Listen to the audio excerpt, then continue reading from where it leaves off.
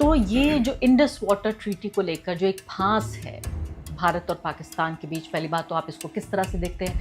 एक तरह से ये सस्पेंशन में है ये ट्रीटी, इससे पाकिस्तान को क्या नुकसान हो रहा है और क्या भारत जायज़ तरीके से, चूँकि पाकिस्तान, भारत ये कहता है कि आतंकवाद भेजता है, स्पॉन्सर है टेररिज्म का भारत में, पहलगाम हुआ, इससे पहले भी बहुत सारे अटैक हो चुके हैं, पूरा इतिहास रहा है पिछले 60-70 सालों का। तो आपको क्या लगता है कि भारत जायज़ तरीके से इस ट्रीटी को सस्पेंशन में डाले हुए है, और या फिर आपको लगता है कि ये नाइंसाफ़ी है और पाकिस्तान को क्या नुकसान? अगर कल मानिए कि इसके ऊपर अगर जंग होती है तो उस जंग में चीन भी शामिल होगा डायरेक्टली, ये आप इस बात को समझिएगा। यानी आप ये कह रहे हैं कि पानी के ऊपर बाकायदा युद्ध हो सकता है, जंग हो सकती है? जी हाँ, पाकिस्तान जो है इकलौता मुस्लिम कंट्री है जिसके पास न्यूक्लियर वेपन्स है। पाकिस्तान वो कंट्री है जिसकी डिप्लोमेटिक टाइज इजराइल के साथ है ही नहीं। तो पाकिस्तान वाकई इतना अहम मुल्क है, तो इस सबको वो अपनी एक इकोनॉमिक स्टेबिलिटी के लिए इस्तेमाल क्यों नहीं कर पाता? पाकिस्तान जो है आज उसके पास बहुत सारी इकोनॉमिक अपॉर्चुनिटीज हैं। एक सबसे बड़ी कमजोरी जो सिर्फ पाकिस्तान ही हल कर सकता है वो उसकी गवर्नेंस है। और आप बार बार ये कह चुके हैं कि ईरान जंग जीत चुका है, तो एक जीते हुए मुल्क को बार बार जंग में क्यों घसीटा जा रहा है? क्योंकि देखिए, जो MOU है वो इस बात का सबूत है कि ईरान जंग जीत चुका है। वो इस बात का सबूत है क्योंकि जो सारी शर्तें हैं ईरान की, वो उसके ऊपर प्रेसिडेंट ट्रंप ने दस्तखत किए हैं।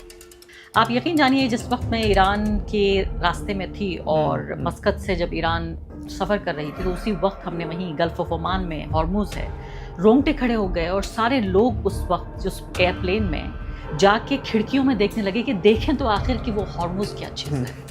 तो आप अस्सलामुअलैकुम दोस्तों, पानी का मसला भारत और पाकिस्तान में बहुत बढ़ चुका है और आपको भी पता है कि भारत पाकिस्तान को इन्फॉर्मेशन नहीं दे रहा, जिसकी वजह से सैलाब का भी पाकिस्तान में खतरा बढ़ गया है। क्योंकि इसमें अब पानी के मसले में सिर्फ पाकिस्तान और भारत नहीं है, क्योंकि चाइना भी है। क्योंकि दोस्तों सारे के सारे दरिया चीन से आते हैं और चीन भी अब इस मसले में कूद गया है। अब पाकिस्तान के साथ चीन बिल्कुल इसी तरह खड़ा है जिस तरह दोस्तों दोनों के मफाद एक हों, और वो चीन अब भारत को भी धमकी दे रहा है।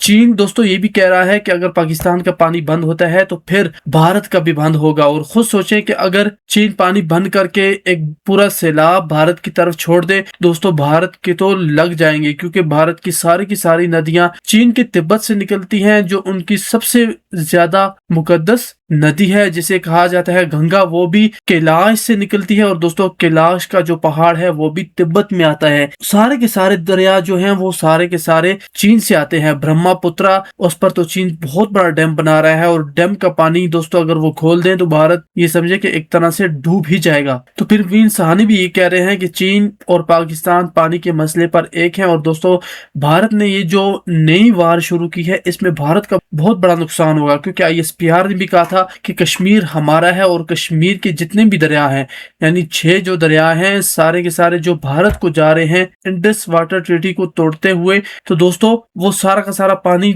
हम तय करेंगे कि भारत को जाएगा या नहीं। क्योंकि कश्मीर तो पाकिस्तान की शहराग है, पाकिस्तान का हिस्सा है, पाकिस्तान का वो सर है। तो दोस्तों पाकिस्तान तय करेगा कि भारत को कितना पानी मिलेगा और कितना नहीं मिलेगा, क्योंकि भारत ने ये जो पानी की वार शुरू की है, ये एक बहुत बड़ी जंग में तब्दील हो सकती है। आपने एक वीडियो बनाया है कि इस सब के दौरान, जब हम डोनाल्ड ट्रंप के जिक्र कर रहे हैं, इजराइल की हम बात कर रहे हैं, ईरान की, कि पाकिस्तान जो है वो सुटेबल एंकर है फॉर इस्लामिक फ्रेमवर्क।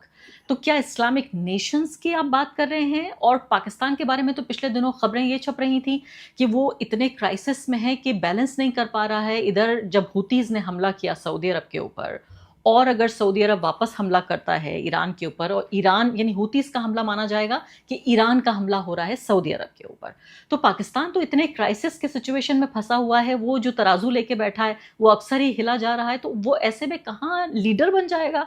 आप कह रहे हैं कौन से फ्रेमवर्क की बात कर रहे हैं? देखिए, मैं बात कर रहा हूँ आपसे बहुत सीधी कि जहाँ तक पाकिस्तान है, पाकिस्तान इकलौता मुल्क है जिसके पास ऐसी काबिलियत है कि वो एंकर हो सकता है इस्लामिक फ्रेमवर्क का। पहले तो इसका मतलब क्या है, इस्लामिक फ्रेमवर्क का मतलब ही क्या है, ये देखिए। जब अमेरिकन फोर्सेस GCC कंट्रीज से हट जाती हैं, उनकी बेसेस हट जाती हैं, और वहाँ की जो GCC कंट्रीज हैं लोकल ट्रेड करना शुरू कर दें विद लोकल करेंसी, ट्रेड अगर शुरू करें या युआन में करें, अगर वो ट्रेड कर लें, और उसके बाद जो लोकल मसले हैं वो लोकल तरीके से हल करे जाए, ना कि by the help of outside pass. तो उसको हम बोलते हैं रीजनल फ्रेमवर्क, जिसकी अब्बास अरागची ऑलरेडी बात कर चुके हैं। अब ये रीजनल फ्रेमवर्क में क्या होगा अगर वहाँ से सिक्योरिटी हट जाती है। जैसे आप जानती हैं कि सऊदीज़ ने एक डिफेंस एग्रीमेंट करा पाकिस्तान के बिल्कुल। साथ, कतर भी बात कर रहा है वैसी एग्रीमेंट की, आज कुवैत भी वही बात कर रहा है वैसी एग्रीमेंट की। तो पाकिस्तान ही एक ऐसा मुल्क है जो रिप्लेस कर सकता है सिक्योरिटी को for the GCC countries once the American bases हट जाती है। वो क्यों? वो जी हाँ, देखिए सुनिए, पाकिस्तान जो है इकलौता मुस्लिम कंट्री है जिसके पास न्यूक्लियर वेपन्स पावर है। है। पाकिस्तान वो कंट्री है जिसकी डिप्लोमेटिक टाइज इजराइल के साथ है ही नहीं। पाकिस्तान वो कंट्री है जो ओआईसी की 57 कंट्रीज हैं, उनके वेस्ट एशिया में जो ओआईसी की कंट्रीज हैं सबके साथ रिश्ते अच्छे हैं। पाकिस्तान वो कंट्री है जो आज मल्टीपोलर वर्ल्ड में तीनों बड़ी ताकतें पाकिस्तान से बात करना चाहती हैं। पाकिस्तान वो मुल्क है जिसकी जो कन्वेंशनल कैपेबिलिटीज़ है, जहाँ तक वेस्ट का ताल्लुक है, जहाँ तक वेस्ट एशिया का ताल्लुक है, अमेरिका का ताल्लुक है, दे आर क्रेडिबल, वो बहुत अच्छी हैं। तो कहने का मतलब ये है कि पाकिस्तान, अच्छा एक बात आपको मैं और बताऊं, 17 जून को जब ये एमओयू साइन हुआ है, कई लोगों का इसका इल्म नहीं है कि 17th of June the MoU was sign. 23 जून को जो ईरान के प्रेसिडेंट है Pezeshkian, he made a visit to Islamabad. वहां पे उन्होंने कई बातें करी, बताया गया। मेरे हिसाब से सबसे इंपॉर्टेंट बात ये हुई होगी कि देखिए अब जो है एमओयू साइन हो गया है, ये फाइनल डील में तब्दील होगा तो एक रीजनल फ्रेमवर्क बनेगा। उसके लिए हमें एक एंकर चाहिए। तो जहाँ तक पाकिस्तान का ताल्लुक है, इसीलिए 14 और 15 जुलाई को, जब 8 जुलाई को डोनाल्ड ट्रंप ने फिर से लड़ाई शुरू कर दी, 14 और 15 जुलाई को फील्ड मार्शल आसिम मुनीर ही paid a visit to Turkey. हाँ, वो भी हमें मालूम है, रिपोर्ट किया था वहां पर टर्की प्रेसिडेंट खुद उनको रिसीव भी किया।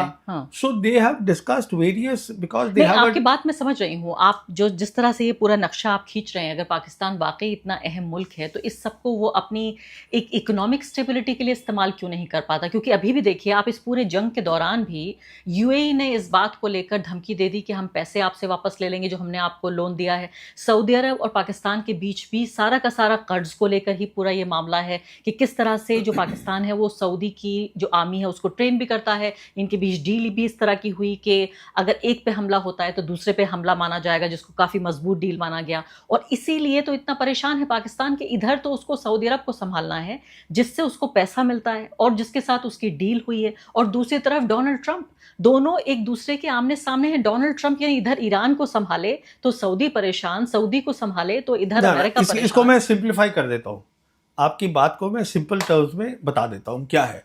देखिए पाकिस्तान जो है आज उसके पास बहुत सारी इकोनॉमिक अपॉर्चुनिटीज़ हैं, फाइनेंशियल अपॉर्चुनिटीज़ है, बिकॉज आज वो एक बहुत अहम बन गया है regional player in West Asia. उसके पास जियोपॉलिटिकल अपॉर्चुनिटीज़ हैं, तीनों की तीनों बड़ी ताकतें उसके साथ हैं। एक सबसे बड़ी कमजोरी जो सिर्फ पाकिस्तान ही हल कर सकता है वो उसकी गवर्नेंस है। आपको पैसे मिलेंगे पर वो जो आप अपना गवर्नेंस अगर ठीक करेंगे तो आप बहुत बड़े कामयाब मुल्क बन सकते हैं। सरकार को कह रहे हैं आप, मिलिट्री को कह रहे हैं, गवर्नेंस क्या मतलब है? मैं प्रधानमंत्री को, वहाँ के जो प्राइम मिनिस्टर है उनको बोल रहा हूँ। जहाँ तक आसिम मुनीर का सवाल है, he is doing a excellent job. You see the foreign policy, security policy, geopolitics of Pakistan is run by the Pakistan Army Chief. बिल्कुल, मैं वही तो कह रही हूँ। But governance should be the responsibility of the Pakistan. लेकिन वहाँ तो पत्ता नहीं हिलता, वहाँ मिलिट्री के कहे बगैर, आईएसआई के बगैर तो पत्ता नहीं हिलता वहाँ। ये तो उनका मसला है ना, उनको ठीक करने दीजिए आप। अगर वो नहीं कर पाएंगे, आप ये कह रहे हैं कि उसके पास बड़ी ही सोने की मुर्गी है वो, कि उसके पास सारी अपॉर्चुनिटीज हैं लेकिन उसको कैश नहीं करा पा रहा है। वो उनकी प्रॉब्लम है। That's it, that domestic matter. Governance में क्या दिखते हैं मुझे भी पता है, आपको भी पता है, उनको भी पता है। इसलिए वहाँ इतनी गरीबी है कि हर चीज के लिए वहाँ राइट हो जाते हैं, आटे को लेकर, अंडे को लेकर। वो उनकी गवर्नेंस का इशू है, दे हैव टू रिजॉल्व। अगर वो कर लेंगे तो वो एक काफ़ी अच्छी, देखिए आज उनकी क्योंकि जो मैं आपको कंपेयर करके बताती हूँ, देखिए हाँ। अभी अभी ताज़ा ताज़ा ईरान से लौटी हूँ और ईरान ने जो प्रोग्रेस की है, मतलब जिससे मैं कहती हूँ कि अगर आप बुराई भी करना चाहें उस देश की तो नहीं कर पाएंगे। उनका आप ये देखिए कि पूरा ट्रेन नेटवर्क उन्होंने जो तैयार किया है, साइंटिस्टों की फौज खड़ी कर दी है, इंफ्रास्ट्रक्चर इस तरह का, ऐसे ऐसे पुल बना रहे हैं, वहाँ की औरतें बना रही हैं पुल।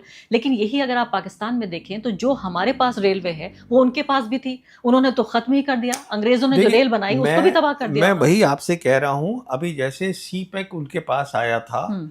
आज वो बात कर रहे हैं सी पैक 2 की बात हो रही है। तो अभी बहुत सारी रिपोर्ट्स आई हैं कि वो सी पैक 1 था जिसमें इंफ्रास्ट्रक्चर बनना था, फॉर वेरियस रीजन वो कहीं पे कमी पेशी रह गई। ये सब गवर्नेंस की बातें हैं। तो होगा डेवलपमेंट वहां और पे। जहाँ तक ईरान का ताल्लुक है, आप देखिए ईरान से तो कंपेयर ना ही करें तो बेहतर है, क्योंकि ईरान एक अलग टाइप का मुल्क है जिसकी आपको शायद आपके दर्शकों को मालूम नहीं होगा। उनकी जीडीपी सिर्फ 300 बिलियन है। वो लड़ाई कर रहे हैं एक ऐसे मुल्क के साथ जिसकी 32 ट्रिलियन है। वाह ये आप समझने की कोशिश करिए। वाह। वहाँ पर सब पढ़े लिखे लोग हैं ईरान में। ईरान से मैं कंपेयर नहीं कर रहा हूँ, मैं सिर्फ आपसे ये अर्ज कर रहा हूँ, पाकिस्तान के पास आज जो अपॉर्चुनिटीज हैं और वो कम नहीं हुई हैं, वो बड़ी हैं। इस जंग में और बढ़ी हैं उसके जी पास। हाँ, पहले फैसिलिटेटर था, उससे मीडिएटर बना, उसके बाद रीजनल पावर बना, आज वो एंकर है इस्लामिक फ्रेमवर्क का। इतनी तरक्की कर गया है पाकिस्तान जियो पॉलिटिक्स में, फॉरेन पॉलिसी में, सिक्योरिटी पॉलिसी में, all because of the GHQ। लेकिन उनके सिटीजन्स को कुछ नहीं मिल पा रहा है, तो दैट इज द गवर्नेंस की प्रॉब्लम है। हाँ, तो उसके ऊपर GHQ का देखिए, GHQ का क्या रोल है गवर्नेंस में, I don't want to go into that. GHQ का मैं एक आपको बता दूं, फॉरेन पॉलिसी, सिक्योरिटी पॉलिसी में they have done an excellent job and they have a very good understanding of how the world is changing. अभी एक और खबर छपी है ANI में, इससे पहले कि मैं आगे बढ़ूं और इंडस वाटर ट्रीटी पे मैं बातचीत करूं, ANI ने खबर छापी है और अहम खबर है ये, क्योंकि पाकिस्तान को यही माना जा रहा है कि हर जगह तराजू बन के घूम रहा है कि इधर भी इसको संभालना है, उधर भी उसको संभालना है, कि सऊदी अरब ईरान के बीच इन्होंने एक डील कराई और ये बताया जा रहा है कई महीने पुरानी बात है ये। अभी इसको ये लीक हुई है खबर, जिसमें बाकायदा वहां के दोनों देशों के डिप्लोमेट्स ने इस बात को कंफर्म किया है कि पाकिस्तान के आर्मी चीफ आसिम मुनीर ने एक प्राइवेट ऑयल डील को ईरान में, जो डिप्लोमेट्स के बीच डील थी, उसको इस्तेमाल किया सऊदी अरब को बचाने के लिए ईरान के अटैक से। ANI ने अभी ये खबर छापी है, इसके बारे में आपका क्या कहना है? देखिए, ये जो खबरें छपती हैं, मैं अपनी एनालिसिस करता हूँ फैक्ट्स पर, I don't go bye there reports.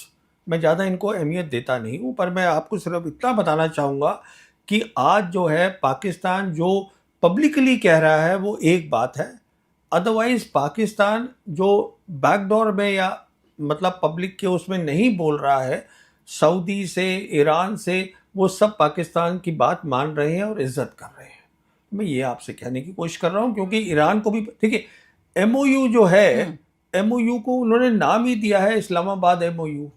वो इस्लामाबाद की ख्वाहिश से हुआ है, क्योंकि वो उनके यहाँ हो रहा था। ईरान देखिए, वो डेस्टिनेशन था, तो इसलिए इस्लामाबाद बन गया। नहीं, ईरान वो मुल्क नहीं है। ईरान जो है इमोटिव तरीके से फॉरेन पॉलिसी नहीं चलाएगा। नहीं, उन्होंने फिर जो डेलीगेशन गया, जो फ्यूनरल में अयतुल्ला अली खामनेई के फ्यूनरल में जो पाकिस्तान से डेलीगेशन गया, उसको भी अलग ही इज्जत दी।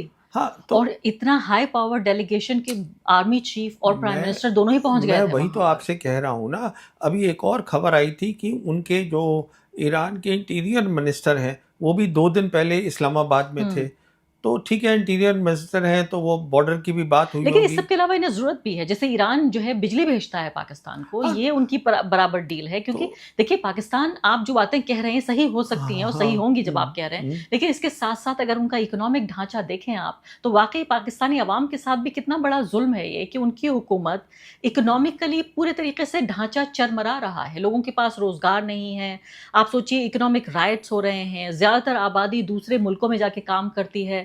हमारे यहाँ क्या हो रहा है, चलिए खैर इस सब्जेक्ट गवर्नेंस का है, समस्याएं हैं अभी ये जो हमारे यहाँ डेमोन्स्ट्रेशन है, व्हाट इज दिस अबाउट? लेकिन ये भी तो एक अच्छी बात है, ये भी तो जॉब्स हैं, लेकिन ये अच्छी बात है लोकतंत्र। चलिए देखिए, ये बातों पे मैं गवर्नेंस पे टिप्पणी नहीं करना चाहूँगा, क्योंकि मुझे इसमें मुझे समझ है, पर ऐसी कोई डीप एक्सपर्टीज नहीं है कि मैं इस पे कमेंट जी हाँ, करूं। अब मुझसे मुझे पूछ लेने दीजिए आप इस सब के दौरान जो हमारी विदेश नीति है खासकर, अब मोदी जी तो बहुत बिजी हो गए हैं ये कॉकरोच जनता पार्टी को संभालने में कि भाई ये सड़कों पे आके पूरा सैलाब लाए हुए हैं, तो ऐसे में कहाँ उन्हें वक्त मिलेगा कि वो कहीं दूसरे देश भी उनको जाना होगा। मैं तो सोच रही हूँ कि इस दौरान उनके कैलेंडर में जितनी विदेश यात्राएं भी लिखी होंगी वो सब रद्द कर रहे होंगे वो एक एक करके, क्योंकि उनके लिए बड़ा मुश्किल है देश से बाहर भी जाना।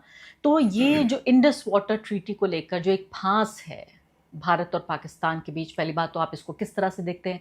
एक तरह से ये सस्पेंशन में है ये ट्रीटी, इससे पाकिस्तान को क्या नुकसान हो रहा है और क्या भारत जायज़ तरीके से, चूंकि पाकिस्तान भारत ये कहता है कि आतंकवाद भेजता है, स्पॉन्सर है टेररिज्म का भारत में, पहलगाम हुआ, इससे पहले भी बहुत सारे अटैक हो चुके हैं, पूरा इतिहास रहा है पिछले 60-70 सालों का, तो आपको क्या लगता है कि भारत जायज़ तरीके से इस ट्रीटी को सस्पेंशन में डाले हुए है, और या फिर आपको लगता है कि ये नाइंसाफ़ी है और पाकिस्तान को क्या नुकसान है इससे? देखिए, जो नदियां होती हैं वो सिविलाइजेशन के साथ चलती हैं। जब हिंदुस्तान पाकिस्तान का बंटवारा हुआ तो उसका नदियों का उसमें कोई रोल नहीं था। हमने जंगें लड़ी, कभी भी इंडस वाटर ट्रीटी के ऊपर कोई भी दोनों साइड ने कुछ नहीं बोला, क्योंकि शायद हम दोनों समझ रहे थे कि हम एक ही सिविलाइजेशन है। हिंदुस्तान एक वो सिविलाइजेशन है जो एक नहीं है, वो एक रेनबो है सिविलाइजेशंस का।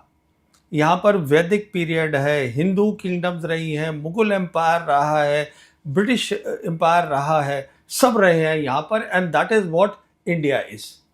अब अगर आप उसमें से 200-250 साल का इतिहास हटा दे तो उसमें दिक्कत है ना, बिकॉज है तो वो आपका कल्चर ही। अब आप रिवर्स में तो वो नहीं हटा सकते ना, पानी तो वहीं बहेगा। तो कहने का मतलब ये है, द वेरी फैक्ट कि आज ये नौबत आ गई है कि हम पानी की बात कर रहे हैं, उनको पानी का जो डेटा है वो सप्लाई नहीं कर रहे हैं, वो तो सीधी सी जाहिर बात है हम अपनी सिविलाइजेशन को भी कहाँ मान रहे हैं। आप ये भी तो बात देखिए ना, क्योंकि सिंदूर के वक्त में भी तो यही बात हुई थी कि हम पाकिस्तान का पानी रोक देंगे। तो ये किसी भी सरकार ने हिंदुस्तान की पहले नहीं किया है, और हमने बहुत जंगें लड़ी हैं जाहिर है। क्योंकि ये तो देखिए, ये ट्रीटी 1960 में बनी थी और ये बात क्लियर हो गई थी कि ये रिवर्स तो सिविलाइजेशन के साथ चलती है। और मेरे हिसाब से आज जो है दुनिया में टेररिज्म, दूसरी बात मैं आपसे कहना चाहूँगा, टेररिज्म कोई इशू नहीं है। हम जाके बोलते रहते हैं, कितने लोग मानते हैं हमारी बात मुझे मालूम नहीं है, क्योंकि एविडेंस ये है कि पाकिस्तान भी बोलता है कि ये टेररिज्म कर रहे हैं हमारे ऊपर, तो वो नलीफाई हो गया। अगर सुनिए, पूरी बात सुन लीजिए। तो कहने का मतलब ये है कि टेररिज्म से जो बड़ा इशू आज बन गया है वो पानी का है। पानी का इसलिए है कि एक तो क्लाइमेट चेंज हो रहा है, नदियों के अंदर जो है मौसम बदल रहे हैं, कई चीज़ें हो रही हैं। इस टाइम पर डेटा शेयर करना, इस टाइम पे बताना कि हम जो अपनी नदी है उसके ऊपर हम नए हाइड्रो इलेक्ट्रिक प्रोजेक्ट्स बना रहे हैं, वो क्या होगा, ये सब शेयर करना हमारे लिए ज़रूरी है पाकिस्तान के साथ, क्योंकि हम एक ही सिविलाइजेशन के हैं। आपकी बात दुरुस्त है बिल्कुल, लेकिन नहीं, मेरी बात ही खत्म नहीं हुई। आपने ये बहुत अहम बात शुरू करी है जिसको पूरा खत्म करना बहुत ज़रूरी है। तो कहने का मतलब ये है कि जहाँ तक पानी का ताल्लुक है, वहाँ भी जैसे आप बोल रही हैं गुर्बत है, एग्रीकल्चर वहाँ बहुत है, उनको जो अगर उनको आप नहीं देंगी टाइम के ऊपर तो उनके एग्रीकल्चर को प्रॉब्लम हो जाती है। अच्छा, अब इसमें चीन भी शामिल हो गया है, पर चीन जो है वो हमारी सिविलाइजेशन का नहीं है, ठीक है ना। उनकी भी एक नदी है जो उनका ब्रह्मपुत्र है, पर इंडस जो है आती सब वहीं से ही है, आती वहीं से है, पर ये तो हमारी सिविलाइजेशन की बात है। मेरा कहने का मतलब ये है कि जैसे दोनों मुल्क हमने तय किया था 1988 में, एक अग्रीमेंट करा था हमने, हिंदुस्तान पाकिस्तान ने, प्राइम मिनिस्टर राजीव गांधी और प्राइम मिनिस्टर बेनज़ीर भुट्टो ने, कि हम जो है अपनी न्यूक्लियर फैसिलिटीज़ की लिस्ट को 1 जनवरी हर साल एक्सचेंज करेंगे, और वो हमने फिर उसको रेटिफाई किया। देखिए, वो रेटिफाई करने के बाद ये हुआ, और उसके बाद हर साल जो है हम उसको एक्सचेंज करते हैं। तो आप न्यूक्लियर की तरह इस बात को मानिएगा, क्योंकि जैसे न्यूक्लियर सिविलाइजेशन को तबाही दे सकता है ह्यूमैनिटी को, वैसे ही पानी ह्यूमैनिटी को अफेक्ट करता है। और अगर कल मानिए कि इसके ऊपर अगर जंग होती है तो उस जंग में चीन भी शामिल होगा डायरेक्टली।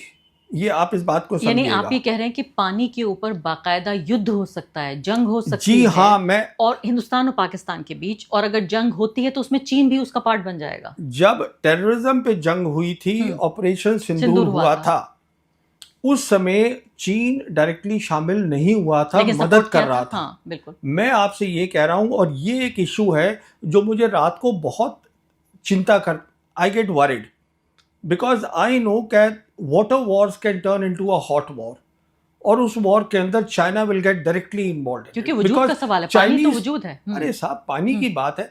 चाइनीज जो हैं, उनके जो विक्टर गांव हैं, जो उनके स्पोक्स पर्सन हैं, जो ईरान लड़ाई में भी बोल रहे हैं, जो हमारे ऑपरेशन सिंदूर में भी बोल रहे थे, उन्होंने साफ बोला है कि जहां तक पानी का ताल्लुक है, हम ऊपर बैठे हैं, आप बीच में बैठे हो, और नीचे पाकिस्तान है। बिल्कुल। और इसी बात पे श्याम सरन ने एक आर्टिकल भी लिखा है, लेकिन इससे पहले कि मैं आऊँ श्याम सरन के आर्टिकल पे, मुझे थोड़ा सा आपसे ये चर्चा ये करना चाहती हूँ। मुझे सिक्योरिटी के मामलात की कम जानकारी है, लेकिन मुझे राजनीति थोड़ा मैं समझती हूँ कि आतंकवाद को लेकर, टेररिज्म को लेकर क्यों आज दुनिया में टेररिज्म बड़ा मुद्दा नहीं है, क्योंकि अमेरिका ने उसे अपने एजेंडे से हटा दिया है। 9/11 के बाद 20 साल तक लगातार कहता रहा वो कि दुनिया में अगर एक ही समस्या है तो वो है टेररिज्म। टेररिज्म, सबको टेररिज्म के इर्द गिर्द उसने घुमाया, जिसमें हमारा भी मुद्दा शामिल रहता था।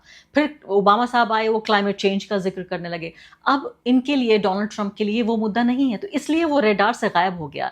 इसका मतलब ये नहीं है कि जो हम आतंकवाद की मार सह रहे हैं, जो पहलगाम में हमारे साथ हुआ है, जो बाकी आतंकवादी घटनाएं हुई हैं, वो कहीं किसी थिन एयर में नहीं है, वो फिजा में या खिजा में नहीं है, वो तो हुआ है, हम तो पीड़ित हैं। देखिए, इसमें दो बातें समझने वाली हैं। पहली बात यह है कि अभी जो है दुनिया में एक बहुत बड़ा जियोपॉलिटिकल चेंज हो रहा है। एक ऑर्डर जो था, जिसको हम बोलते थे रन बाय द अमेरिकन्स, उसके रूल टूट चुके हैं। एक नया ऑर्डर बन रहा है जो मल्टीपोलर वर्ल्ड है, जहां नए रूल्स बन रहे हैं, जिसमें ईरान और वेस्ट एशिया की लड़ाई एक अहम भूमिका निभा रही है। तो जब दुनिया बिटवीन दी ऑर्डर्स होती है, that is an era of war, because rules एक टाइप के टूट चुके हैं, and it is a era of war, and everybody is talking of geopolitics. People are talking about conventional wars, they are not talking about terrorism. पहली बात। दूसरी बात, SCO है। मैं इस एससीओ का इसलिए जिक्र कर रहा हूं क्योंकि अभी एससीओ की मीटिंग हुई है किर्गिस्तान में, जहां फॉरेन मिनिस्टर्स गए थे, हमारे फॉरेन मिनिस्टर नहीं गए। ठीक है ना, हमारे फॉरेन मिनिस्टर आसियान में थे, वहां पर मीट में, और वहां बात कर रहे थे फिर से टेररिज्म की। अब टेररिज्म की तो पाकिस्तान भी बात कर रहा है कि आप जो है वो बलूचिस को आप उसको कर रहे हैं, आप सपोर्ट दे रहे हैं, ये उनकी एलिगेशन है। कहने का मतलब ये है, एससीओ भी जो था, जो शुरू हुआ था एससीओ टेररिज्म को लेकर, आज एससीओ भी बात कर रहा है डेवलपमेंट की। एससीओ का पूरा ढांचा बदल गया है। मैं आपसे ये कह रहा हूँ, और वो कैसे, मैं क्यों कह रहा हूँ, क्योंकि 1 सितंबर 2025 को जब चाइना के अंदर एससीओ समिट हुई थी टिंजियान में, जहाँ प्रधानमंत्री मोदी भी गए थे, तो वहाँ पहली बार ये जिक्र हुआ कि एससीओ के अंदर भी 10 इयर्स डेवलपमेंट प्लान होगा, एससीओ का अपना बैंक होगा, जैसे ब्रिक्स का बैंक है। तो मैं आपसे ये कह रहा हूँ, हम बार बार जो बोलते रहते हैं टेररिस्तान, पाकिस्तान, ये वो, अरे भाई, पाकिस्तान की तो जियोपॉलिटिकल प्रोफाइल बढ़ रही है ना, तो उसको आप समझने की पहले कोशिश करिए। जहाँ तक टेररिज्म का ताल्लुक है, मैंने शुरू से कहा था ये, और ये कोई नई बात नहीं है, मैं ये बात बोल रहा हूँ 2000 से, पहली किताब में मैंने लिखा हुआ है कि जो टेररिज्म है, that is the first time I wrote my first book in 2000, it clearly says that this is a military problem. अगर आज आपके पास ताकत हो, मिलिट्री ताकत, तो पाकिस्तान क्यों करेगा प्रॉक्सी वॉर? वो करेगा ही नहीं, तो सीधे जंग होगी। तो हम तो सिंदूर क्या था? सिंदूर सीधे सीधे जंग नहीं थी। देखिए, सिंदूर पे अब फिर से हम आ गए, तो सिंदूर पे हमने क्या किया? हमने वहां टेररिस्ट इंफ्रास्ट्रक्चर हम कर रहे हैं, हाँ। और एयरफोर्स का इस्तेमाल कर रहे हैं, जो हमें नहीं करना चाहिए। इस पर तो मैं बहुत बड़ी बात कर चुका हूँ। तो आप ये कह रहे हैं कि हम बोल रहे हैं टेररिज्म टेररिज्म टेररिज्म, लेकिन कोई सुन नहीं रहा। आप ये कह रहे हैं दुनिया सुन नहीं रही। They are also saying the same thing, because the as far as the world is concern, पूरी की दुनिया, terrorism is a issue, but there are bigger issues today. In fact climate change जो है वो टेररिज्म से ज्यादा बड़ा इशू तो है। हम क्या डोमेस्टिक ऑडियंस के लिए टेररिज्म की बात ज्यादा करते हैं? जब हमारे रक्षा मंत्री या हमारे दूसरे मंत्री जब बात करते हैं कि हम टेररिज्म का शिकार हैं, तो क्या ये घरेलू राजनीति से जुड़ा हुआ हम है? पहली बात तो शिकार हैं, ये तो मैं डिनाई नहीं कर रहा हूँ, पर बात यह है कि वो भी कहते हैं कि हम भी शिकार हैं, ये भी एक बात है। और दुनिया उनकी बात भी सुन रही है। और जो हम बोल रहे हैं कि टेररिज्म का इशू है, हम पाकिस्तान से बात नहीं करना चाहते, सिंपल। नहीं, तो मुझे ये समझाइए, आप ये कह रहे हैं कि हमारी जो शब्दावली है, वोकैबुलरी हाँ, है, वो हाँ। हमें बदलनी पड़ेगी, लैंग्वेज डिफरेंट करनी पड़ेगी, टेररिज्म की बजाय हम कुछ और इस्तेमाल मैं कर तो सकते ये हैं। कह ही नहीं रहा हूँ, मैं तो अच्छा। ये कह रहा हूँ आप पाकिस्तान से बात करिए, आप चीन से नॉर्मल करिए तो बात रिलेशंस। करने से अगर हल हो गया होता तो बातें तो न जाने कितने दौर की, मतलब प्रवीण साहनी जी, मैं तो 25 साल से यही देख रही हूँ, कितनी बातचीत हुई। आप सोचिए, वाजपेयी के दौर से शुरू होकर फिर वही देखिए, मनमोहन सिंह दो तक भारत ने कोशिश तो की है सुनिए बात करने सुनिए की। 2024 में दुनिया मल्टीपोलर बन गई। आज वो दुनिया नहीं है। आज वेस्ट एशिया में बात हो रही है पैलेस्टाइन इशू की, कि ये मसला हल हो सकता है। क्यों हल हो सकता है? क्योंकि आज 3 बड़ी ताकतें हैं, एक बड़ी ताकत नहीं है, वर्ल्ड यूनिपोलर नहीं है। तो कहने का मतलब ये है, जहाँ तक टेररिज्म का ताल्लुक है, अगर आप आज पाकिस्तान से बात करेंगे तो वो बंद कर देंगे जो कर रहे हैं वो। टेररिज्म बंद कर देंगे, अरे तो फिर पहले जनाब, क्यों नहीं कर लिया था? अमन की आशा से लेकर लाहौर बस सर्विस निकाली गई, नरेंद्र मोदी जाके केक खा के, बिरयानी खा के आ गए वहां पर, सारी चीजें। मतलब ऐसा नहीं है कि नरेंद्र मोदी ने नहीं किया, बातचीत करने की कोशिश तो पिछले 25 साल में जितने प्रधानमंत्री रहे हैं इस देश में, उन्होंने सबने किया, और उससे पहले भी कोशिश होती रही है। तो बातचीत तो भारत करना चाहता रहा है। देखिए 2 बात मैं बोलता हूँ, आप जितना पीछे खोती रहेंगी, हाँ। तो आप आगे एक तो नहीं बढ़ पाएंगी। मैं आपसे एक सीधी सी बात कर रहा हूँ, आज वर्ल्ड मल्टीपोलर है। अब आप चली जाए कि जी पार्टीशन हुआ, वो क्यों हुआ, उसमें इतनी दहशतगर्दी हाँ, हुई। वो तो खैर बहुत लंबी बात चली नहीं नहीं जाएगी। नहीं तो कहने का मतलब ये है, बात निकलेगी तो फिर बहुत दूर बहुत तक जाएगी। तो आपको हमें आज क्या देखना है। तो आप हम कह रहे हैं बात करके टेररिज्म खत्म करा लो, इतनी नहीं नहीं आसान नहीं बात है? ये इतनी आसान है, क्योंकि वो टेररिज्म इसलिए कर रहे हैं प्रॉक्सी वॉर, क्योंकि वो चाहते हैं कि कश्मीर मुद्दे पे आप बात करिए। वो ये भी तो नहीं कह रहे कश्मीर मुद्दा मुझे कल सॉल्व करना है, वो कह रहे हैं बात तो शुरू करिए। वो सिर्फ इतना ही तो लेकिन कह रहे भारत हैं। कहता है वो कश्मीर पे बात नहीं हमने करेगा। कह दिया कि कश्मीर हमारा है, और हम बात नहीं करेंगे, हम तो पीओके भी लेंगे उनसे। हाँ तो फिर वही बात है ना, फिर मसला तो यहाँ आ गया ना। तो कहने का मतलब ये है कि ना तो हम चीन से नॉर्मल रिलेशंस करना चाहते हैं, पाकिस्तान से तो हम बात ही नहीं कर। आज उनकी जो हाई कमीशन है हमारी, और वहाँ भी वही होगा, हमारे यहाँ जो उनकी हाई कमीशन है, मुझे कोई बता रहा था कि सिर्फ 25 लोग हैं हाई कमीशन चला रहे हैं, उसमें ड्राइवर भी शामिल है, सब शामिल है। तो क्या चला रहे हैं वो? उसका मतलब कुछ काम ही कोई नहीं हो रिश्ता रहा है। ही नहीं है इसका तो मतलब, रिश्ता सिर्फ ही नहीं। जो भी कुछ हो रहा है वो वहाँ पे वो हो रहा है ड्रामेबाजी, वो क्या, वो अटारी वाघा बॉर्डर अटारी पर। वाघा बॉर्डर पे, हाँ। तो ऐसे जो थोड़ा दोनों फौजी अपनी टांग लेकर सर तक लेके सलाम करते हैं, और रिश्ते ऐसे थोड़ा ना बनते हैं। अब अगर आप खोदती रहे कि वो वाजपेयी गए थे, अरे ठीक है, the world was different at that time, world is multipolar, let us look at the simple thing. हम दोनों एक ही सिविलाइजेशन को बिलोंग करते हैं। ये पानी के मसले, टेररिज्म के मसले, मैं समझता हूँ समझदारी और अक्लमंदी इसी बात में है। हम देखें कि दोनों के जो लोग हैं, गुर्बत दोनों जगह है, तो कैसे लोगों की तरक्की हो सके। नक्शा देख लीजिए, कनेक्टिविटी देख लीजिए, सिविलाइजेशन देख लीजिए। मैं ये समझता हूँ कि हम दोनों मुल्कों की जो डेस्टिनी है, इट इज़ जॉइंट। अब हम नहीं मानने को तैयार, मत मानिए, अगले 20 साल, 50 साल, 100 साल आपकी मर्जी है।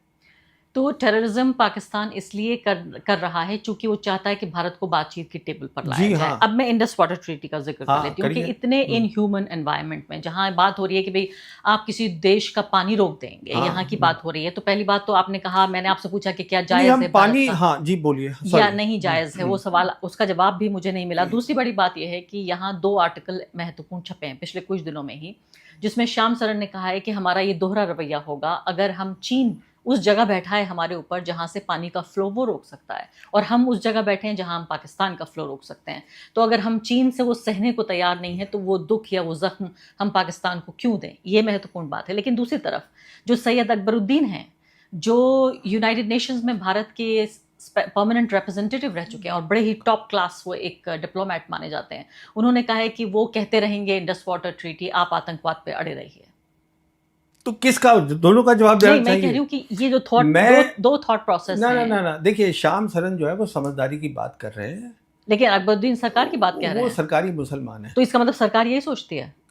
देखिए, मैं तो साफ बोलता हूँ कि ये जो डिप्लोमेसी है, हमारे बहुत सारे डिप्लोमेट्स हैं, बहुत सारे, जिनको ग्लोबल जियोपॉलिटिक्स समझ ही नहीं आती कि दुनिया में हो क्या रहा है और बदल कैसे रही है। तो सरकारी मुसलमान का मतलब सरकार ने सरकार एक मुस्लिम डिप्लोमेट से ये कहा कि भाई ये लिख दीजिए आप, जो कि पाकिस्तान की बात है। कहा नहीं, क्योंकि मुसलमान जो सरकारी मुसलमान है और मुस्लिम्स इन जनरल, उनको ये लगता है कि हमें ज़्यादा अब दिखाना है कि हम वफादारी है, दैट इज़ द वर्ड। दिक्कत तो सारी यहाँ आ रही है, चाहे वो टॉप डिप्लोमेट ही क्यों ना हो। अरे देखिए साहब, टॉप बॉटम कुछ नहीं होता। Diplomat is a diplomat and diplomat is not a thinker, let's get it correct. He is not a geopolitical thinker who understands how the world is changing. His basic brief is to take the government directive and implement it properly. That is being a diplomat. और जो thinking होती है सरकार की वो ये होनी चाहिए कि जो हमारी फॉरेन पॉलिसी है, foreign policy is not made by diplomats, it is made by the foreign minister, it is made by the government. उसका काम ये होना चाहिए कि किस तरीके से दुनिया बदल गई है, हम किस तरीके से हम अपनी फॉरेन पॉलिसी का फ़ायदा उठा के, रिलेशंस विद नेशंस का फ़ायदा उठा के, हम जो अपने लोग हैं गरीब, उनकी बेहतर करें ज़िंदगी को। ये मतलब है फॉरेन पॉलिसी का। वो तभी हो सकती है अगर आप समझें कि आप दोनों एक सिविलाइजेशन के हैं, आप दोनों जुड़े हुए हैं। It's destiny has